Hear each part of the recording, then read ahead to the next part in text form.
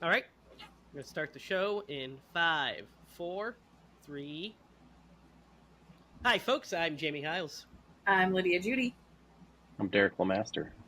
This is Screen Bloody Movies, the podcast where we review a horror movie each week. We go over the horror news. And guys, thanks, Derek. Let's try it again. What'd I do? Right in the middle of my thing, you're like, so let's try it again. It was not intentional, I promise. All right, let's try it again. 5, 4. Hi, folks. I'm Jamie Hiles. I'm Lydia Judy. I'm Derek Lemaster. This is Screen Bloody Movies, the podcast where we review a horror movie each week. We go over the horror news. And guys, this week we step onto Fear Street, R.L. Stine's Fear Street. 1994. We're going to travel back in time to our glory days, right, Derek? When I was a child and Derek was in his mid-20s. I was fucking 11, and you were like 9. And I was Yes. 1. I was 8. I was 8. But we will get into that today. How are you guys doing tonight? I'm doing great. I went to the Like a Goblin Market again, my annual Goblin Market that I always go to, and it was a blast. Had a fantastic time. Excellent. What about you, Derek? How are you doing? I'm okay. I'm okay. Me too. Me too. So, I'm glad that you guys are doing well. But before we get into talking about R.L. Stine's future, isn't that weird thinking that we have some R.L. Stine shit now when we grew up with Goosebumps for so I long? love it. I love it. But before we hop into shady side, we are going to step into the horror news. So we don't have a lot, but we have a little bit. And Lydia, you're gonna love this. You'll probably like it too, Derek. I'm gonna share my screen with you because this is a lot of fun. Check it out. This Comic Con limited edition Jurassic Park collectible. It's the T-Rex scene. What the heck? That's awesome. That's pretty interesting. Yeah. It's fun, right? And look, it's a freaking. Is this from like the Yeah. second one?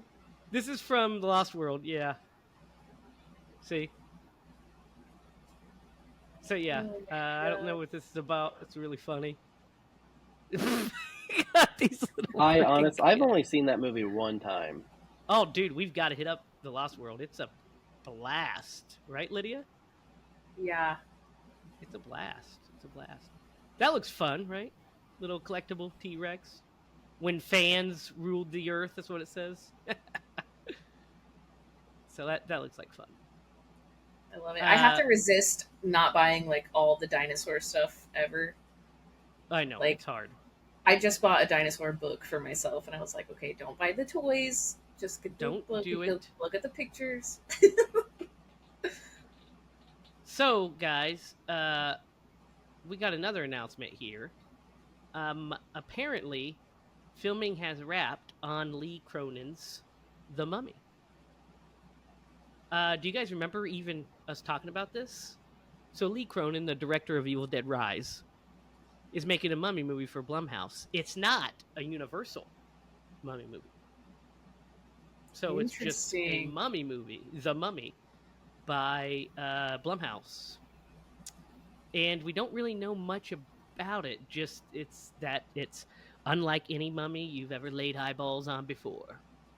Awesome. I'm Sounds digging great. deep into the earth to rise something very ancient and very frightening. So it's going to be a straight up horror movie. I mean, since it's Lee Cronin, it'll probably be horror mixed with some yucks if he follows the Evil Dead pathway. But what do you guys think of that? A non-universal mummy movie? I'm down for that. I love the idea of that. Like, just the Mummy doesn't get enough love, you know. I'll be honest with you, I don't recall talking about that at all. I think we mentioned it once in the horror news segment. I think when it was announced. But I But hey, completely forgot about it too. Like it was one of those things that I put out of my mind too, until I saw this news and I was like, "Oh shit, I forgot we even talked about that." So yeah, there well, it let's wait is. for the trailer. Yeah, yeah, definitely. This is uh not really. I mean, it's horror news, but it's more just an update that I thought you guys would think is fun. So TV ratings are TV ratings these days. You know what I mean? We have Mhm. you know all streaming, millions of channels, home media. But listen to this wild thing.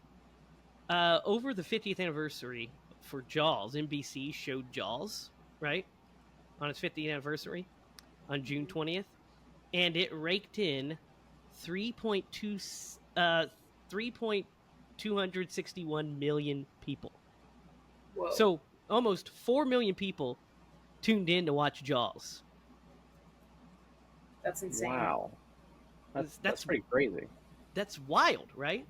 Also, it Yeah, doesn't for shock a me at all. 50 Well, year it old movie. ran. Check this out. It ran for 3 hours from 8 p.m. to 11 p.m. because of the commercials, and it was the highest rated telecast the whole night, beating Fox News shows, beating 2020, Jeopardy, SmackDown, Fire County. It was the highest rated show, the highest rated program on TV. That's the power of Jaws, baby. That's That's awesome. incredible. That's incredible.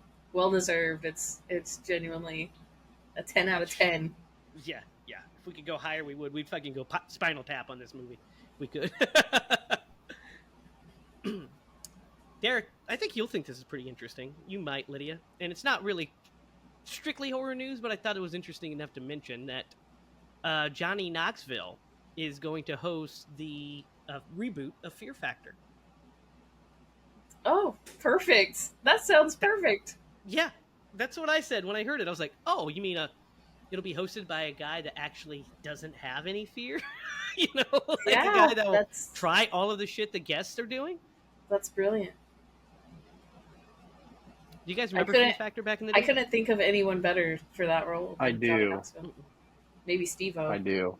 Yeah, Doesn't he maybe have a Steve. catheter now? Like he's I don't. permanently injured from his I don't know. He's escapades. But hey, he's all beat up, but that's amazing. I Yeah, I think used that's to going to be a love lot of Fear fun. Factor. I Yeah, couldn't I get did enough of too. it. Yeah, when it came out, like that original run from 2001 to 2006, that was all about, man. We used Yeah. to watch it. Me and Dad would always sit appointment TV. We'd sit there and watch it and be like, "Oh, that's so gross." Yeah, Would you yeah. do that? No. Right? Yeah, I'm like, hell no, I wouldn't do any of that. Well, maybe some of it. Any of them that involved like spiders on like my face or whatever, I'm like, nah, I don't think I'm gonna I be able could to do that. probably do those. I could probably do those. I don't think I would do very good with like anything involving heights, like people having to bungee jump off of Or the stuff. eating, or the eating. Yeah, eating would be hard too. Like eating Yeah, a cow especially eyeball, I would be yeah, like, I'm cow out. eyeball or freaking the intestines. I think they also like you ate testicles and stuff like that. Yeah, I think Those, eyeball or brain, I would be like, yeah, damn. Well, I lose. yep. And then finally, guys, we got some really big news. Here's the last bit of news. This is kind of crazy. Um, Stephen King's The Stand is being made into a new film directed by Doug Liman. The Stand. I don't know if I've seen. Is that a movie or is that just a book? The Stand is the best book ever, one of the best books ever written. It is Stephen King's magnum opus. I have a copy of it right here, very well loved and worn copy of The Stand, and it's been adapted twice. It was adapted in the '90s as a, you remember this, Derek, as a TV miniseries with Gary Sinise and Molly Ringwald and Rob Lowe. Pretty good.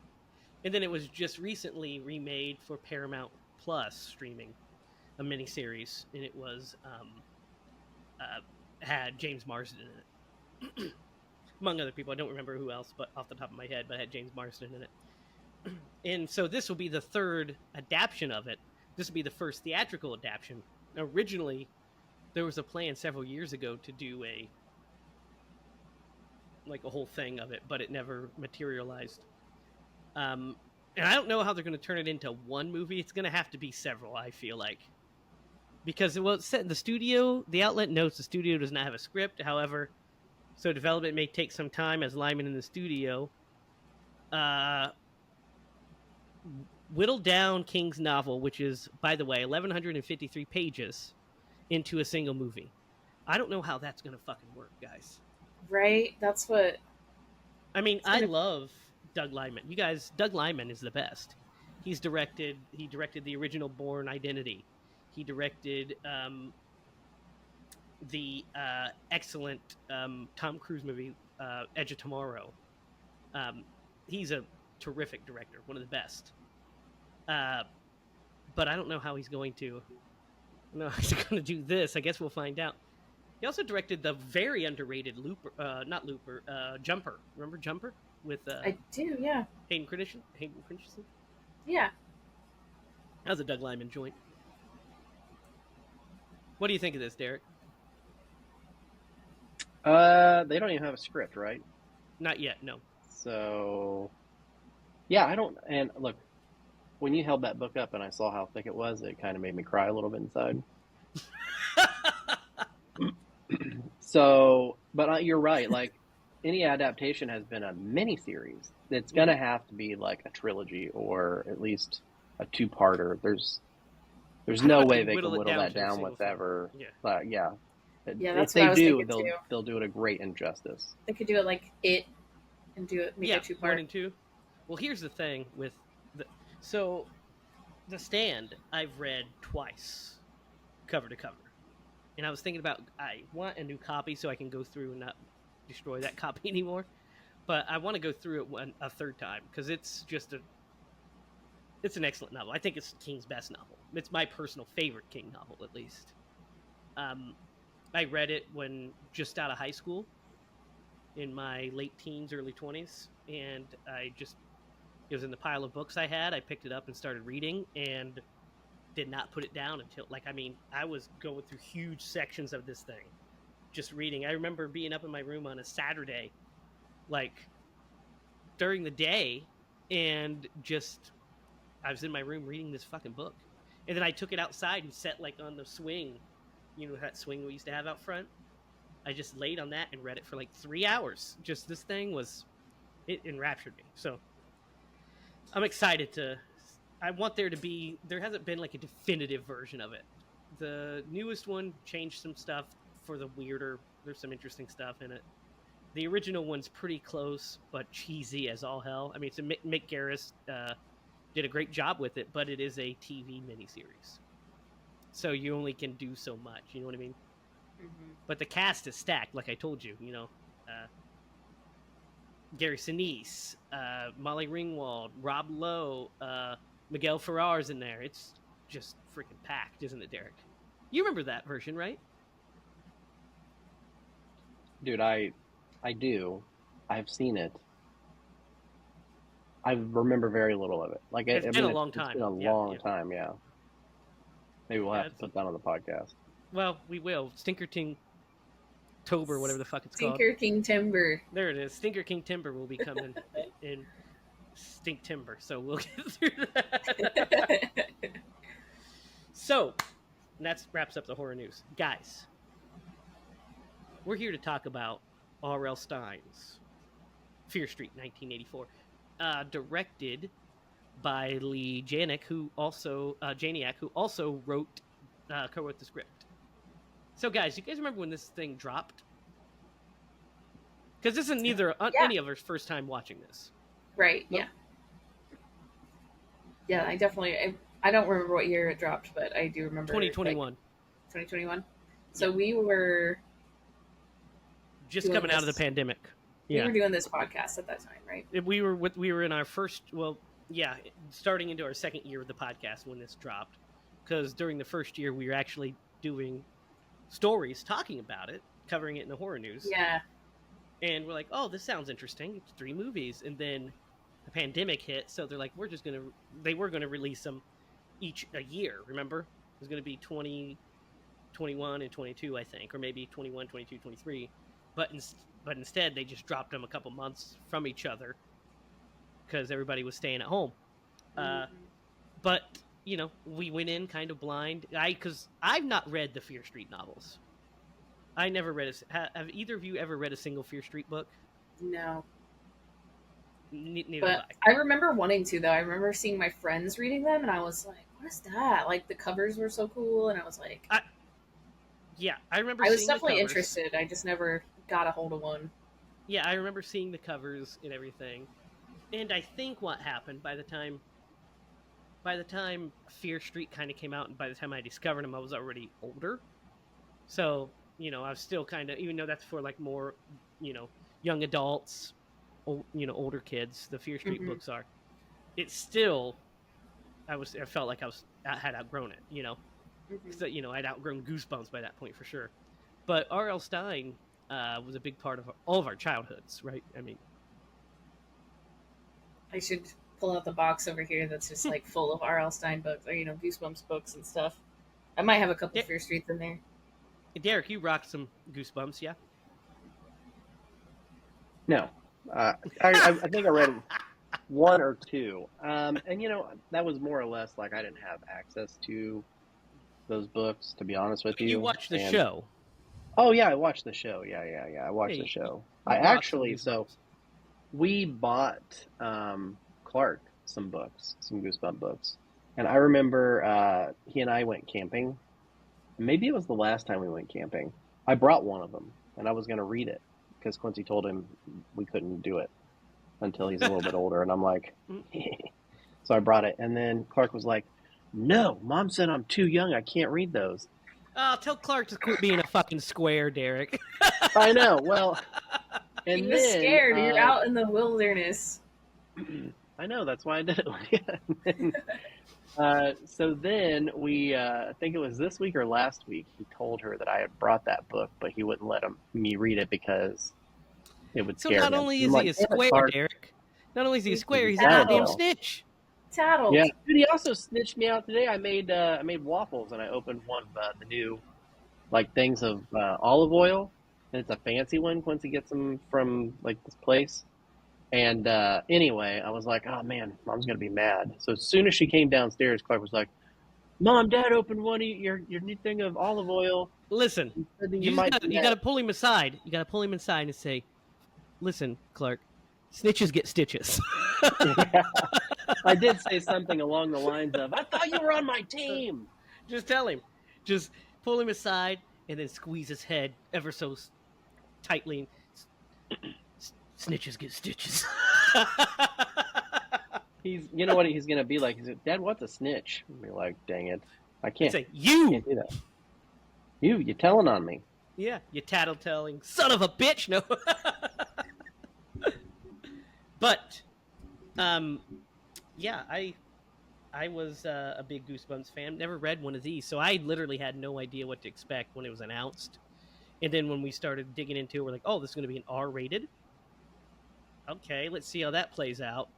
And then, we got the movie we got, which is a pretty fun slasher movie with some, obviously, deep supernatural elements, so it turns what would be a 90s slasher movie on its head for a lot of fun, I think.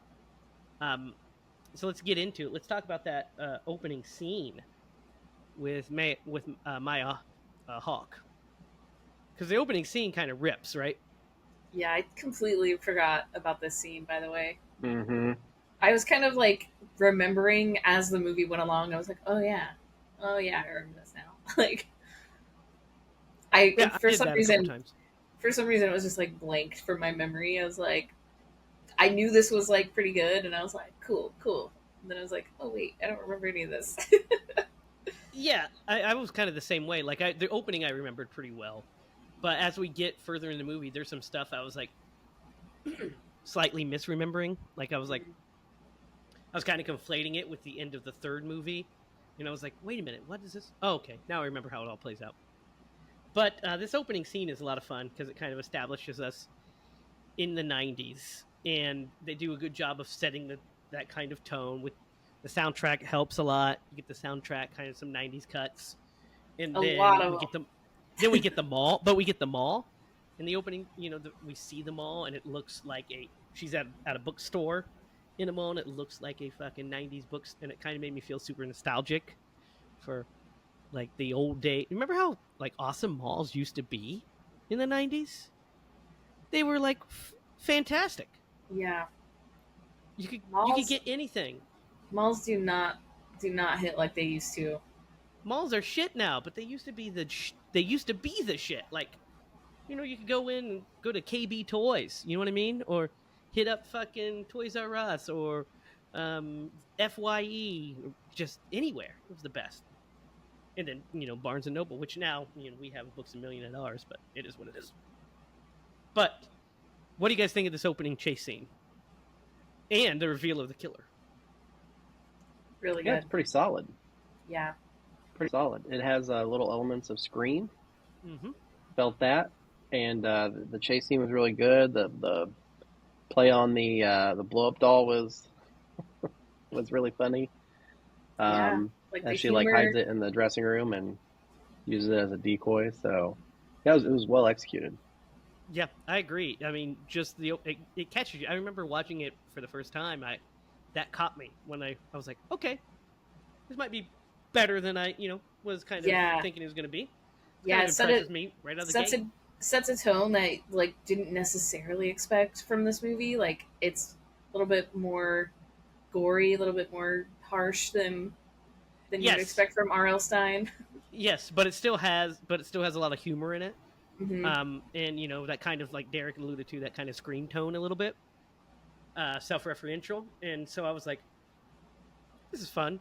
And so the opening's great, and then we get this big mystery but not really, because the opening scene, we see who the killer is. It's the guy that we met, but we don't know why he killed her, and he's shot by the sheriff, and we're just kind of in the dark.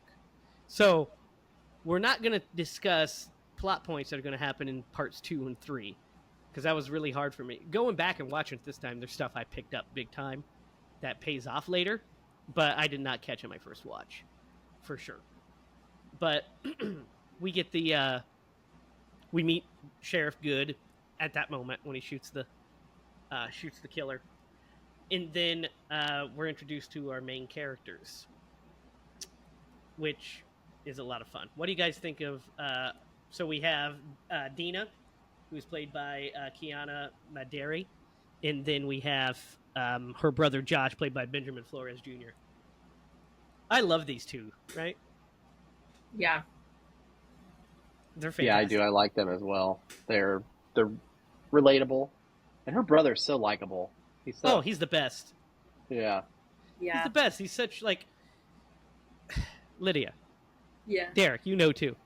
He reminds me of Jordan when Jordan was a teenager. Yeah. Doesn't he have some Jordan vibes? I can see that for sure. He's like really intelligent and also just like super sweet. Yeah, super sweet. All on the internet and kind of shy around the girl. That was clever. Just a clever kid, but just like such a sweetheart.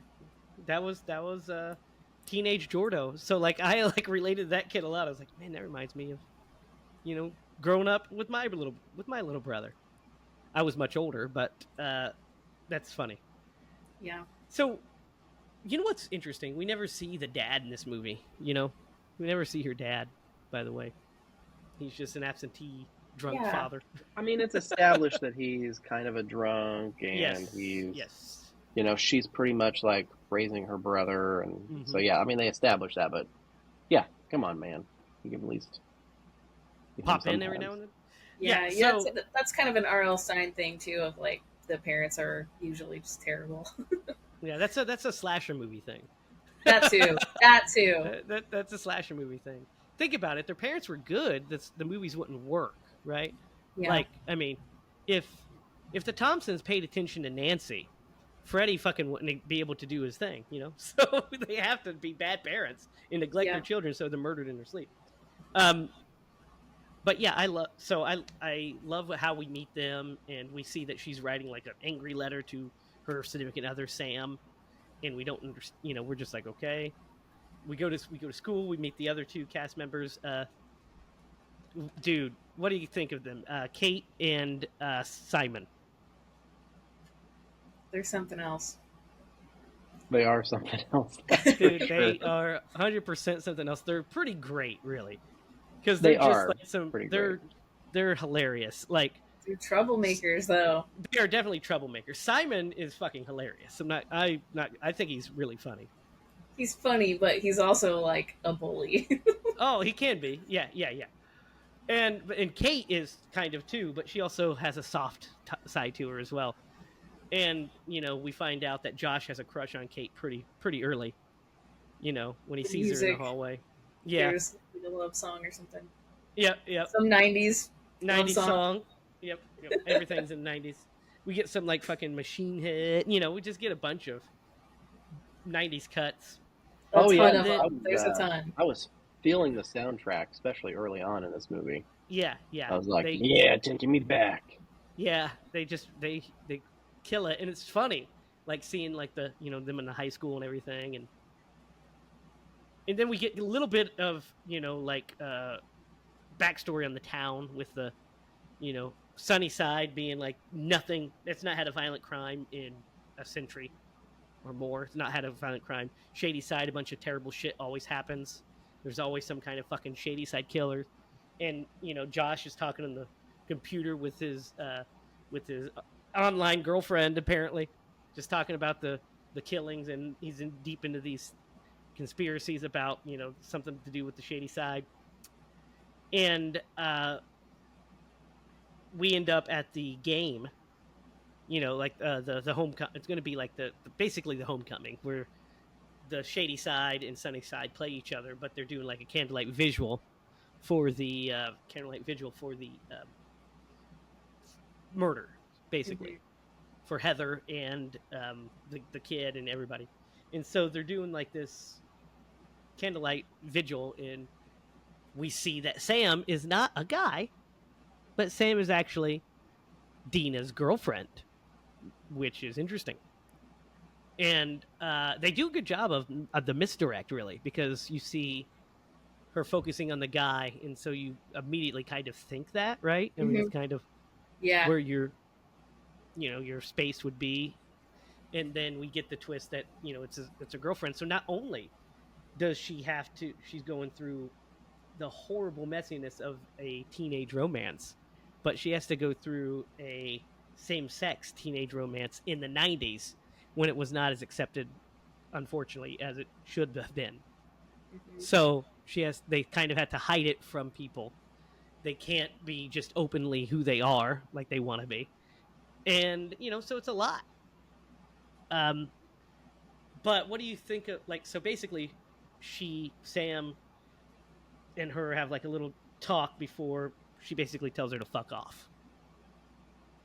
Because she kind of calls her out on leaving her, and then she's like, "You left me. You're the one that broke up with me," and we get the whole drama, and she's like hanging out with this other, Zach-haired motherfucker.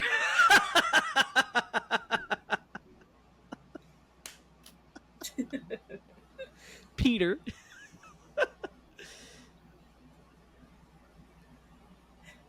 What? Yeah, I'll go. You want to say go. something?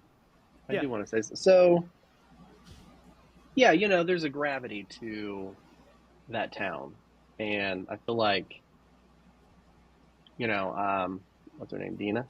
Dina feels it, right? And so whenever Sam moves to the shady side of the tracks, or the sunny side, yeah, sunny side, to the sunny side of the tracks, like.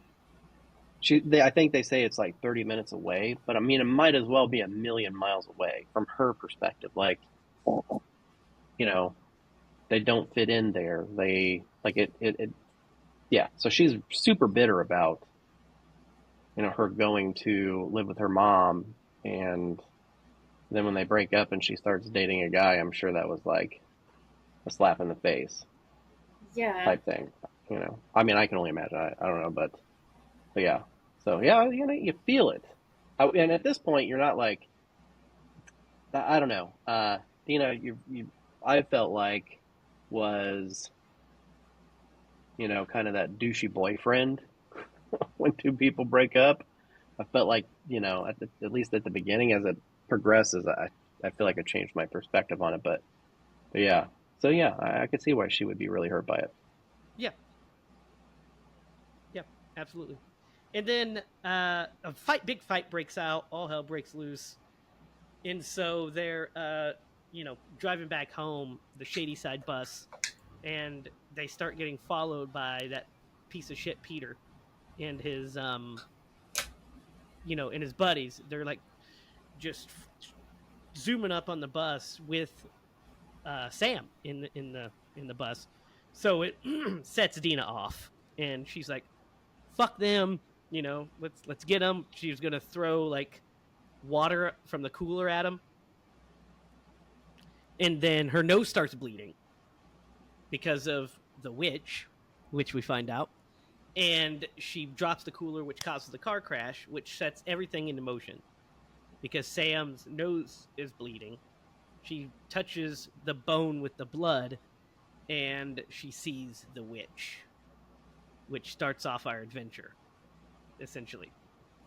Uh, so as far as setups go, it's pretty solid, right? Pretty solid setup.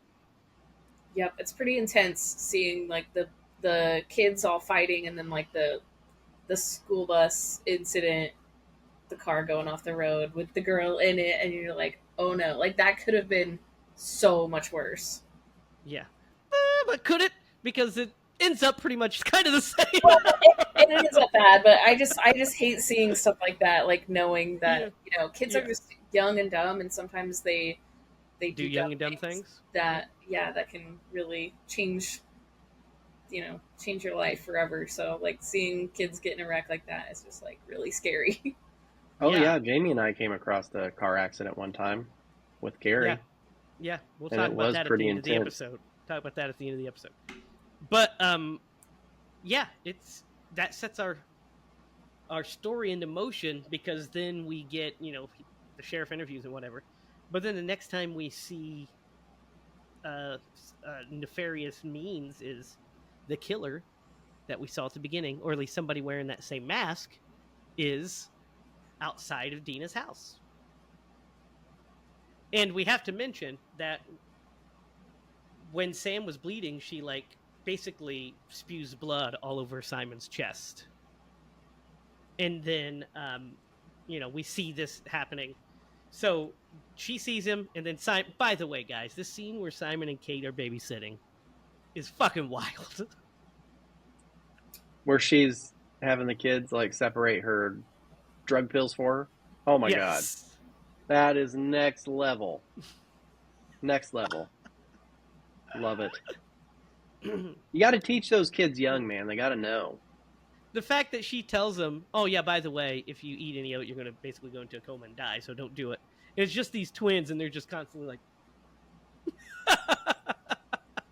so funny, so funny. Then Simon's just a weirdo, still wearing the same bloody shirt that he wore the 2 days before. She's like, "Oh, what are you? You're gross." That's disgusting. Yeah, next level nasty. He's a sick fuck. Um, but then we get so they see the killer inside the house, it's like sniffing the shirt, and then he's gone. And so they all get together, and they're like, it's that pumpkin pie haircutted freak Peter." They didn't say that part. I added that part. But it's that Peter son of a bitch. Let's go get him, and fuck him and fuck Sam too. So let's go to the hospital and get him. And at the hospitals where things fucking pop off. Briefly, I've got to mention that that's fucking Nurse Betty is fucking wild, by the way. Another wild thing in this movie. Fucking drug dealing nurse who they didn't have his like actual sticker name, so he just put a B in front of Eddie. That's wild. Nurse Betty. But what do you guys think of this attack in the hospital scene? I'm trying to remember how it starts. So it starts with the her and boyfriend Sam. gets. Yeah, they split up at some point. yeah. So so Simon, Josh, and Kate are separated. They're doing their own thing, while Dina goes to confront Sam. they're arguing, and Dickhead comes in, and Peter, and they're all like kind of having at it, and then the killer stabs him through the back, and then the chase is on. He comes in and just stabs them, and then they run out, and Simon goes, "Are they back together?" And then the killer runs after him, and they're like, "Ah!" They take off running. So yeah, this whole hospital scene. There's a couple of pretty cool kills. He kills Nurse Betty by stabbing him right in the throat. And then his mask flips, and we see that it's the killer from the beginning of the movie. Yeah, but he still has the bullet hole. Yeah, bullet hole and everything. And so then you're like, what the fuck? And then you start finding out about the witch afterwards. So first so that happens. They take off. They go to the police station. They try to tell the police what's going on. They don't believe a word of it, obviously. He's like, listen, here's what I think happened, blah, blah, blah. And they're like, no. Then he gets a call about the hospital. So she steals the gun from the deputy, who is clueless, steals his gun, and then they hijack an ambulance that they already stole earlier. They just are driving around in a stolen ambulance. And Simon comes across this girl sitting in the road. Guys, what do you think of this bit? Derek, you muted, by the way, buddy. I know. You muted like 18 times, but I just let it go until now. Well, you should have let it go a 19th time. Either way. Yeah, she's sitting on the sidewalk, and she's humming that, like, oldies tune. And he walks over to see if she's okay, and she pulls a razor blade out. What kind of a... he also goes over because he thinks she's hot, let's be honest. Yeah, he keeps repeating that she's really hot, but she's crazy. Yeah, but she's really hot. Yeah, and then we see that she's got like a scar, and she's like fucking nutso crazy. So Newsflash, she's dead. Yes, she's dead. Like, she starts to she almost kills him before Dina puts a couple bullets in her, which puts her down temporarily. They take off, and that's when they start piecing it together that it's the previous killers. That woman killed somebody at this point. So he starts showing us all these killers, which is a fun little montage that we see, like, the Nighthawk killer, which we're going to see a lot of in the next movie. But we see the milkman. We see the little boy with the mask and the bat. We see freaking a bunch of them. Yeah. So we get these like kind of clips of preacher guy. Like, the preacher. We briefly see him. So it's like, she's like, the witch possesses. Basically, the legend is that the witch possesses these people. That's why they kill people. Is the witch possesses them, and then her possession to get revenge for being tried as a witch. And so they are like, maybe we fucked up, and when we wrecked, we disturbed her resting place. So maybe let's pull a poltergeist, which is what he actually says. Poltergeist.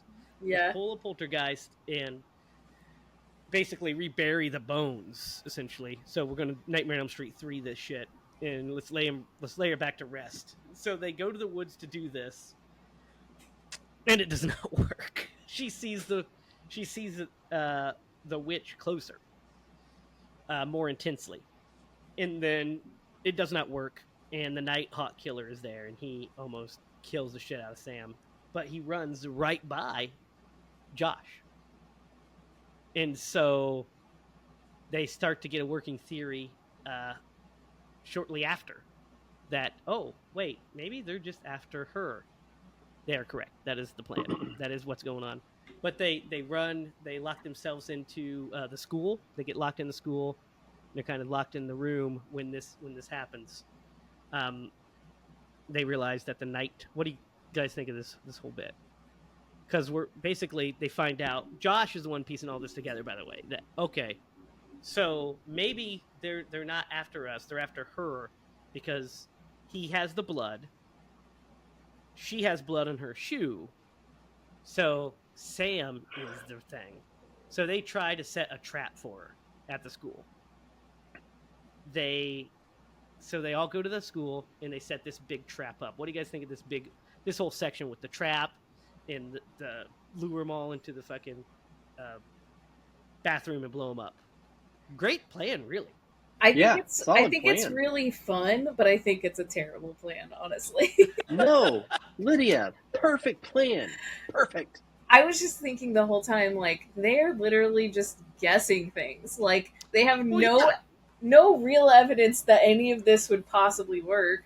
I mean, besides the fact that he ran past her, like that was, like he ran past everyone. But it wasn't only him; it was both of them. Right, because right. the other killer ran past him in the hospital as well. So that's fine, but I'm like, yeah. So they know that that's the case, and so the plan to lure him into a place and blow him up is a pretty good fucking plan. I mean, that's kind of what I would think. I mean, if they're maybe let's try to fucking blow them up. They can't come back from that. First of all, I was just thinking like they just like dumped a bunch of like whatever chemical. They don't even. I don't remember them saying what kind of chemical that was, but I imagine the fumes were pretty bad in that bathroom that they put her in and closed the door. Where when a flame hits that, it immediately combusts the entire room. Like yeah. That's a movie. It's movie magic. I was like, that's a terrible plan. No, it's a great plan. She probably died from the fumes. Could she have died? Of course, she could have. But but I mean, we were only halfway through the movie, so we knew it was going to happen. Right? Yeah. And I think it's a really fun scene. I also like that they have to change, and so we get like the fucking most awkward. Oh my god, scene is so weird. Hilarious.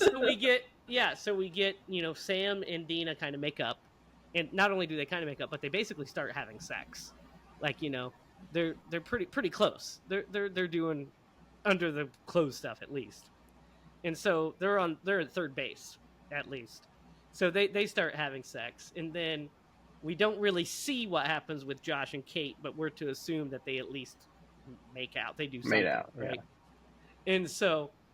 And then Simon's in the men's room by himself, and he's like doing this like kind of thing, and he's like reaches down on himself or whatever. Well, so they come out, and Simon says, no way, and they're like, just shut up, don't mention it. And then Sam she says something about like it wasn't even second base or something like that. Yeah. And then Sam and Dina come out, and they're like, am I the only one that? Or it's like, did you guys everybody go to Pound Town? And then he says, it's all right. I went to Pound Town too. It's like, me too. Me too. Yeah. That made me laugh really hard that he said that. So fucking weird. You're like, of all times, my guy? That character. I guess you gotta relieve some tension. Gotta relieve some tension somehow. He's a psycho. Like, that's insane. That's just insane. Yeah. Me too. Yeah. Oh my god! So the plan works. It works. It does lure them all to the bathroom. She escapes. They blow it up, and they put it out. But these things can't be killed. It starts to like goop. All their goop starts to come back together to form again. So they're like, "Let's get the fuck out of here. We are in trouble." They're trapped in a room, and basically, Kate's like, "Let's just." They want Sam. Let's just throw it to Sam, and then we'll be done. And then, obviously Dean is not about this because she's in love with her. Josh is really afraid of it too, but he's like kind of doesn't know what else to do. And then he remembers reading about the survivor as she's out. He realizes it, yeah. She's about there was a survivor. She's about to basically just sacrifice herself, and they remember. Or he finds out about the survivor, C. Berman. So they grab her. They're trying to talk to C. Berman. They can't get through to her, and then they read that she died. She died and then was brought back. So maybe that's how she survived. Because what's the rhyme? It's they'll chase you till you're dead. So when she died, her heart stopped. They disappear. She was brought back. So they're like, we've got a great idea. Let's go kill Sam and bring her back. Which at this point is your only option, I suppose. So they all take off to the store, basically. Where the supermarket where we get this which is where he works. And by the way, you notice how, don't you like how Simon is employee of the month like fucking like 10 months in a row or something? Yeah. He's the only one on there. Yeah, it's all just Simon. Which we find out why, because remember, later in the movie when they're basically eulogizing, when they're talking to the sheriff Good, she says something about, Simon, basically is working all these jobs to raise his sibling, or he's working to raise his siblings, which is why they sell the drugs to make even more money. So, like, he's a good person. He just has bad, obviously has some bad humor. bad tendencies and stuff. But yes, like, so that makes sense why he has all the employees of the month, because he works really hard at his job. But what do you guys think of this whole third act? First of all, what do you think of the way they try to kill her first? With the drugs? Yeah, with the drugs. Not very. So very risky. Very risky. So extremely risky. So he says, he's talking about how his cousin OD basically earlier. So he's like, oh, so this is kind of what happens. And he kind of tells her the order she's supposed to take them, how many she's supposed to take, the intervals in between, this whole thing, because they're like experts. Right. Right. And then he says some really funny stuff. Like, I like when he says, you'll take this batch and you'll feel like you're being fucked by a unicorn. And then you'll do not take you have to have the 5 minute or it's not going to work. You hear me? It's really funny. And then he talks about the adrenaline, and how this is Jesus. This is Jesus. So their plan basically is to cover themselves in blood, to distract the killers long enough for Sam to die and then be resurrected. That's the plan. And it almost immediately goes awry.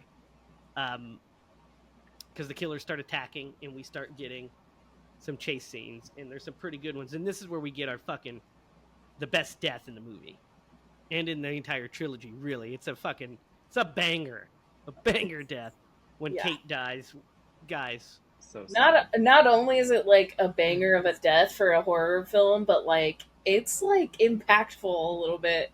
Yes, because you like her. Like her. She's kind of, like, she grows. She grows through the movie. Yeah. Well, she's smart. She's like a straight A student. Like, she's super intelligent person, and she sees something.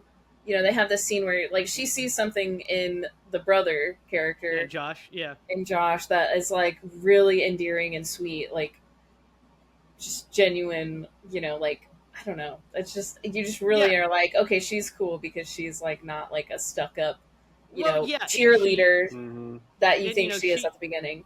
And there's the fact that she wanted to throw Sam out in the thing, but she also decides to stay to try to save her. Yeah. And she said, you don't have to be here. You can go. And she's like, we're gonna do this. Yeah. So she's like putting herself in harm's way to save somebody. They're heroic characters. Both her and Simon, for their faults, are heroic characters. They're good, heroic characters. They're doing things to save people.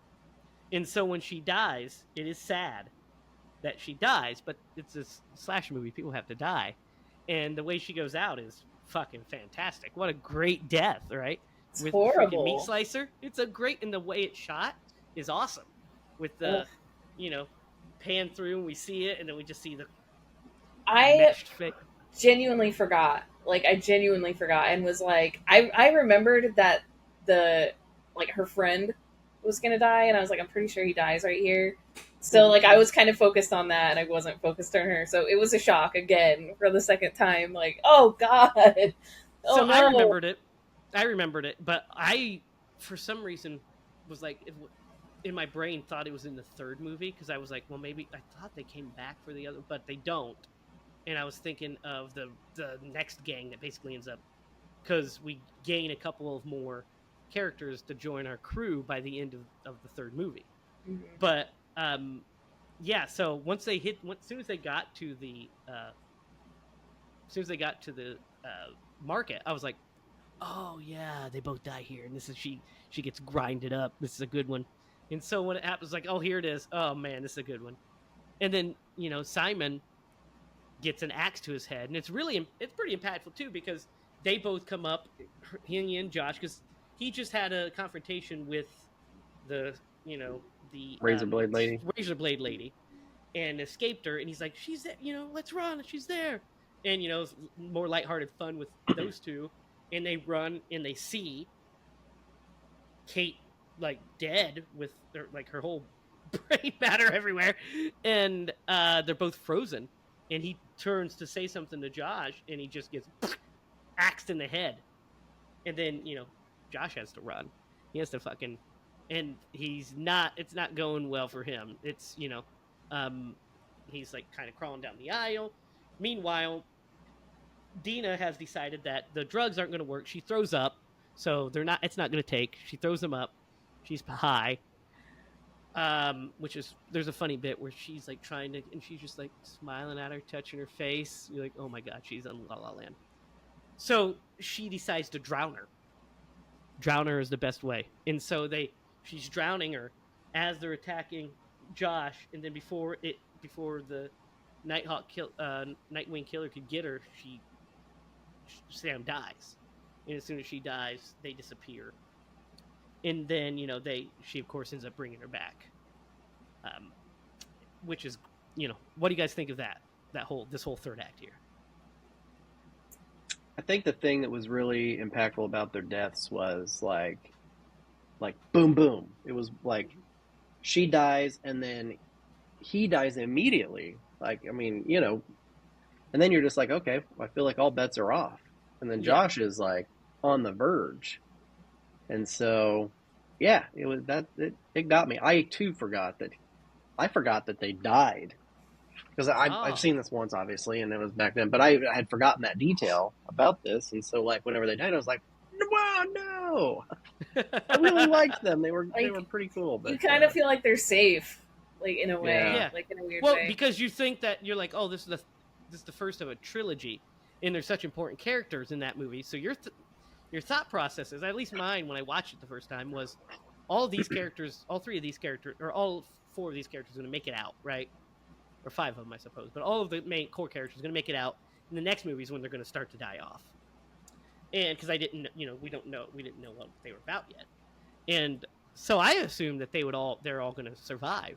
And then so when those two bite it, you're like, holy shit, what's going to happen? I felt like Dina was going to be fine. And I kind of felt like Josh was going to be fine, because it'd just be kind of brutal to kill him off. It would change her character fundamentally through the rest of the series. So I was like, I think that they had to be there, and I was like, and I'm assuming Sam's going to need to be there because that's who she kind of is fighting for. But I didn't know. So, I 100% didn't expect them to die when I first watched it. And when she died, I was like kind of devastated, because I kind of was like into Kate. I was like, oh man, damn it. You know what's crazy? What? What's crazy is the way that they bring her back. My God, could you put more EpiPens into a human being? Oh my God! Before you give them CPR. Yeah, right? She started with that. She should have started with that. CPR for sure.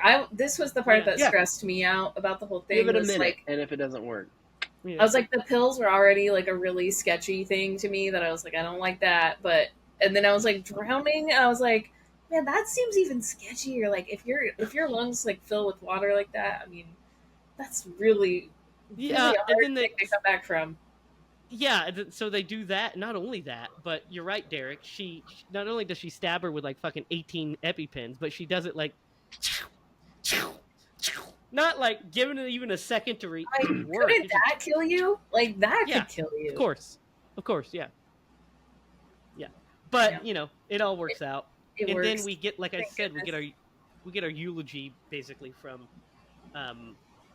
when they're talking to the sheriff, because they're like, we're gonna blame it on these drugs. They're like, they're not drug, they weren't junkies. This is he did this and she did that. And he goes, do you really want your friends to take the rap for this? She's like, no, but you're not gonna believe anything I say. And so he kind of tells her, look, I'm sorry I didn't listen to you sooner. Like, hey, And then we see him drop a note into somebody's, and this is for the next movie, but we see him drop a note into somebody's door slot that says it's happening again. So we're like, oh shit. So he knows something more than he letting on. What's that mean? And then, we get like the epilogue and everything's kind of fine. We see like Sam and Dina like kind of making out in bed. Not really making out, they're just kind of loving on each other. And then the doorbell rings and it's just the pizza guy and everything seems fine. And then the phone rings and it's C. Berman. And she's telling him, well, it's over. Thanks. What help you were? She's like, it's not over. It's like, it never ends. And right at that moment, Sam comes in and stabs her with a fucking bone right in the side, just like right in the stomach. Stabs her. Side of the stomach. And then we hear the struggle. We don't see anything. We see the telephone on the floor. And then we go down to Josh and we see him. This is where he eulogizes them. And he's like, it's not true. They weren't junkies. Simon was brave and smart and he, good. And Kate was intelligent and awesome. And they were my friends. Fearless. Yep, fearless. They were my friends. And it's like really nice. And then you see something from behind him and it's just Dina holding her gut because she's stabbed. And she goes upstairs to find fucking Sam tied up with the she had tied her in the telephone cord, and she's like, "We need to go visit this C. Berman to figure out what the fuck we need to do," basically, and that's how we end. What do you guys think of this ending, this cliffhanger ending? Really good, really good. Mm-hmm. It's so shocking that she is stabbed. You don't hear it, you don't see it. You just she just looks down, and you're just like, "Oh shit." What do you think, Derek? Yep. No, I agree. It's and how they do that reveal where he's staring at the screen, and you just happen to see the reflection in her hand on his shoulder. Yeah, it looks really sad. And then she's there, and she was like, "Sam's not well." Something like that. Yeah, Sam's not feeling herself or something like that. Yeah, I love the idea of the telephone cord, being able to. Yes. Oh my god! She'd have been fucked if this took place in modern times. Yeah, for sure. She'd just throw her cell phone at her head or something. There's no convenient way to wrap someone up in the kitchen like that. Nowadays. You know what's funny? I used to have we used to have a kitchen phone. My phone was in the kitchen. Well, didn't everyone? Yeah. In the 90s, everyone had a kitchen phone. We ended up getting one in the living room as well that we could answer. That had a caller ID. But before that, there was the one in the kitchen. So when I would talk to my friends, I would be on the one in the kitchen because that way I could, I'd just sit in the chair and I had the fucking long cord. I'd be talking to Justin or Molecraft about fucking. That just made me so nostalgic. Thinking of calling my friends with that freaking cord on the. You're just tied to the kitchen. And you're like, well, guess I'm gonna talk to my friends in here. And then I got a telephone upstairs in my room, a telephone which was badass. So I just call people on my cool Dallas Cowboys phone. Hell yeah! Zachary had one that was a fucking NASCAR. He didn't even like NASCAR, but that's what he had. Anybody have a hamburger one? No, but that was a very popular one back in the day. My cousin had one of those see-through ones that they showed on here. Oh, in this, because those are just that's the peak 90s. The see-through things was peak 90s. Yeah, everything. Translucent, where you could see the wiring was and it's purple. Yeah, or all the wires are they don't even make it there's not that many wires in a phone. They're just there for aesthetics, and they're all different colors. It's cool. Those are great. But yeah, the ending is pretty great. It's a great cliffhanger. Sets things up really well. Makes you it strengthens the mystery. So then you're like, what is this about? What's going on? I remember the first time I watched it when she got stabbed. I kind of felt sick to my stomach because I was like, she better not die. That'll be so much of a downer. Yeah. And then it ends how it does, and I was like, oh god.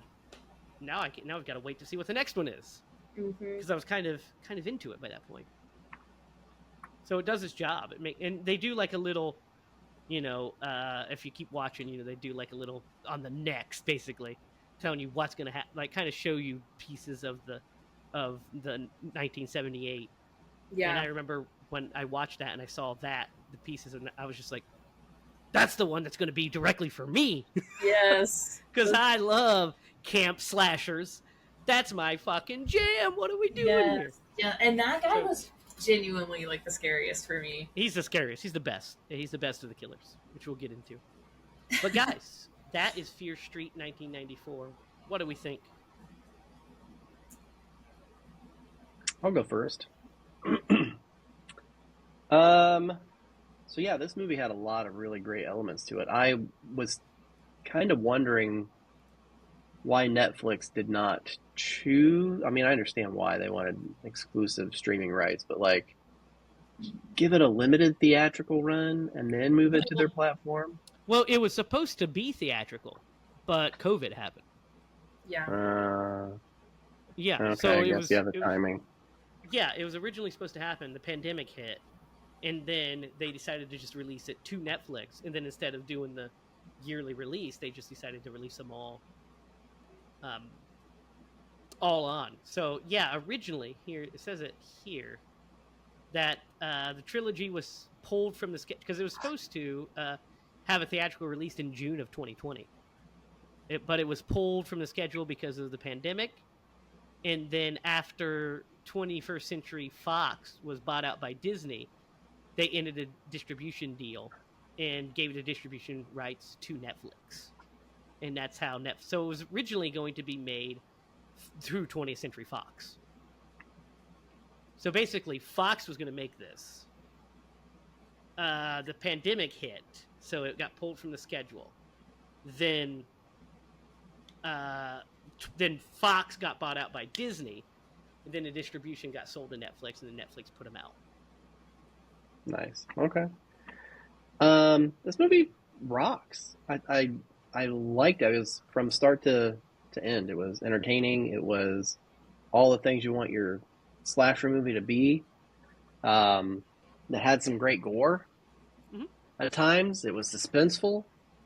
I looked it up, and on IMDb, it's a 6.2. I feel like that's a terrible rating. I'm going to give this movie a 7.5. It's a good movie. I liked it. Yeah, what say you, Lydia? Yeah, I agree. I think this movie was really fun. I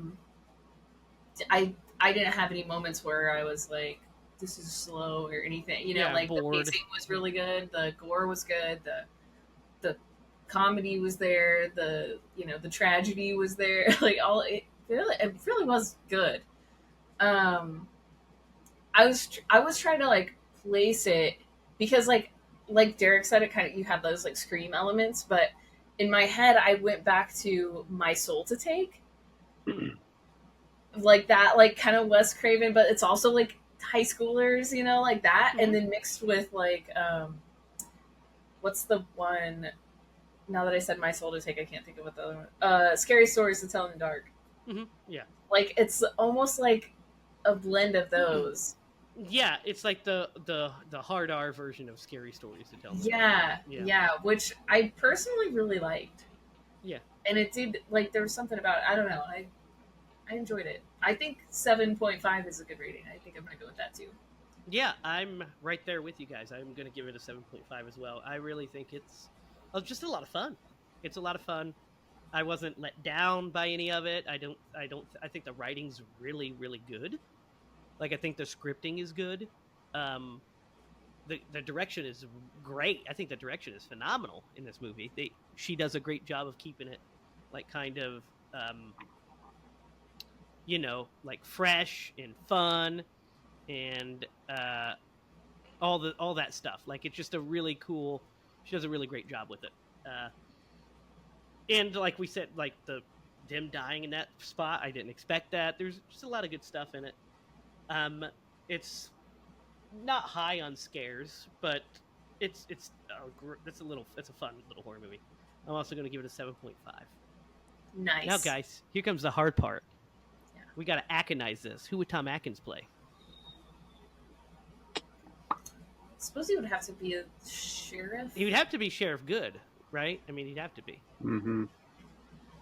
A little thing also that I've got to mention real quick is the janitor, because he comes back later. The janitor of the mall who was arrested for graffiti. Oh yeah. Yeah. And he, Josh helps him escape pretty much. Tosses him a paperclip, and then he's out. And then he hands him a card. It was like the most obvious thing. Yes, then he hands him a card, which will come back later. That's why I mentioned it, because there's a call back to that. He was like, "I owe you one." Yep. You're like, "What are you doing? Like helping?"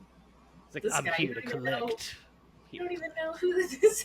Good thing he did, because he needs him later in the movie. So, Lydia, it's your turn to pick. Yes. What are we watching next week?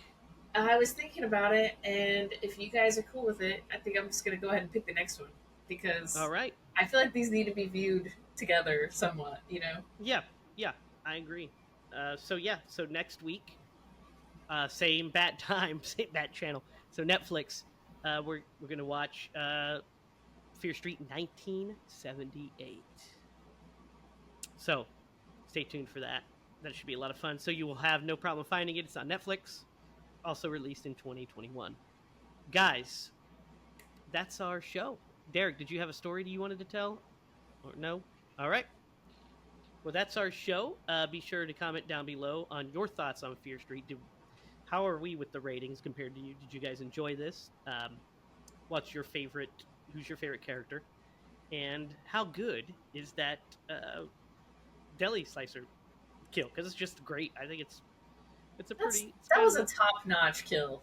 It's a Hall of Fame kill, I think. I think it's up there. It's really creative and well executed. I remember just being like, "Oh, they're giving me a full gore movie." All right. Yes, yeah, like that could have been in a way scarier movie. yeah, definitely. That could have been some Jason shit. Yeah. But comment down below on your thoughts. Let us know what you think. Hop on over to HiLaProductions.com and stay updated on our progress with the movie. After this, you'll see the opening scene. It's attached right here. So check that out. Be sure to comment, like, share, and subscribe. And go to the Facebook page, like us there, and help us, on this journey to make our slasher movie, because it's coming. So, I think that's it for this week. So for Derek Lemaster and Lydia Judy, I'm Jamie Hiles. Remember, if you're going to scream bloody movies.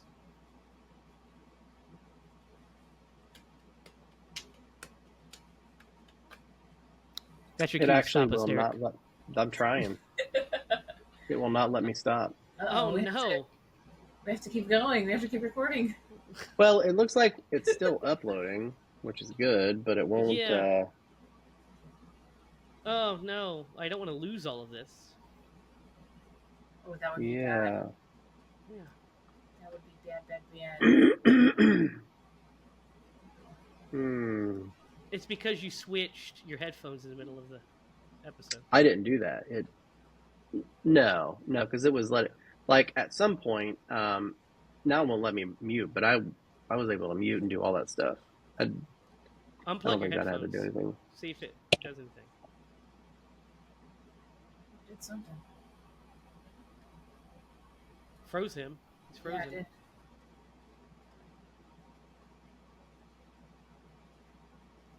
Shit. Oh my goodness.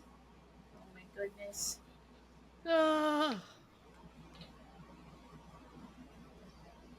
If we lose it, we could do this again next week and then just do 2. I guess. That way it'll be pretty fresh still. I don't know. But not like too fresh, like we'll have to say everything we just said over again. Oh my god. I wonder if there's a way to... I'm wondering that too.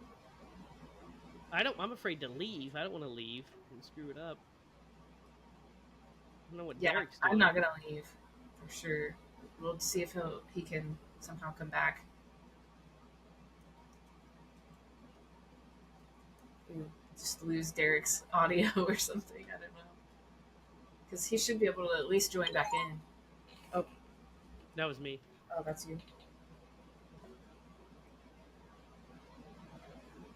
Oh, that's awful.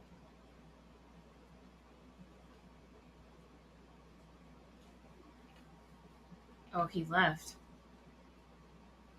I know.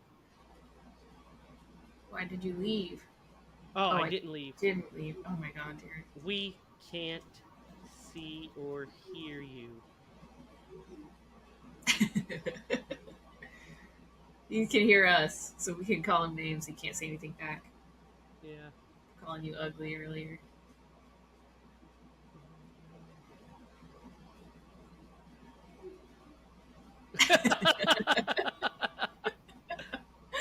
What do we do, Derek? Do you leave and come back and So he didn't see leave, what but his happens? thing is frozen. I mean, is there a way to like refresh without losing I him? know. Well, I'm afraid to refresh. I mean, for him, like he needs to Yeah. at least be able to close it out, like not lose our I'm recordings. worried that if he leaves, it's going to boot us out.